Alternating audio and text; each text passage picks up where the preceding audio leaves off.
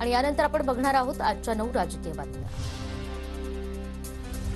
अमित ठाकरेंचा आज पुणे विद्यापीठावर धडक मोर्चा। मराठी भाषा भवन आणि 10,000 विद्यार्थी क्षमतेचं वसतिगृह या निर्मितीसाठी विद्यार्थ्यांच्या विविध मागण्यांसाठी मनसे आक्रमक। पुण्यामध्ये इंडिया आघाडीचा उद्या पहिला मेळावा। शरद पवार, आदित्य ठाकरे आणि नाना पटोले कार्यकर्त्यांना मार्गदर्शन करणार। बारामती शिरूर लोकसभा निवडणुकीसंदर्भात व्यूहरचनाही निश्चित केली जाणार। बीड लोकसभेचा उमेदवार कोण असेल ते येत्या काळात समजेल। पंकजा मुंडेंच्या उत्तराची राजकीय वर्तुळात चर्चा। प्रीतम मुंडेंऐवजी यावेळी पंकजा मुंडेंना बीडमधून तिकीट मिळणार का याकडे लक्ष। आत्ताच्या राजकारणाच्या परिस्थितीतूनच एक स्त्रीच राज्याला बाहेर काढू शकते।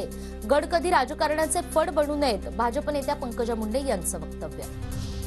सरकार खोके आणि टक्केवारीवाल्यांच्या दारात जातं, सरकार शेतकऱ्यांच्या दारात जात नाही। कापसाला भाव नाही पण गद्दार लोकांना भाव आलाय, अंबादास दानवे यांची सरकारवर टीका।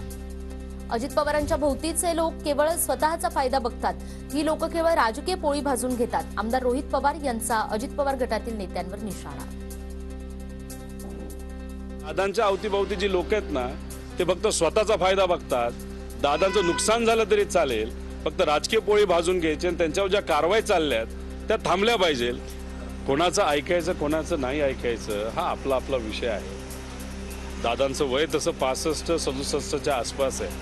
त्यांनाही माहिती काय योग्य काय अयोग्य, पण दादांची कुठं ना कुठं तरी काय ना काहीतरी अडचण असावी आणि त्या अडचणी कुठल्या आहेत हे मला नाही, लोकांना जास्त माहिती आहे। अजितदादांचं बळ काय हे येत्या निवडणुकीमध्ये बघायला मिळेल। सर्वांनाच दादा होता येत नाही, सुनील तटकरेंचा नाव न घेता रोहित पवारांना टोला। त्यांना महाविकास आघाडीमध्ये किती जागा मिळतील त्याची त्यांनी चिंता करणं जास्ती गरजेचं आहे। त्यांना असं वाटतं की आता दादांचं बळ कमी झालंय। दादांचं बळ काय बारामतीमध्ये पण पाहायला मिळेल, राज्यामध्ये पाहायला मिळेल।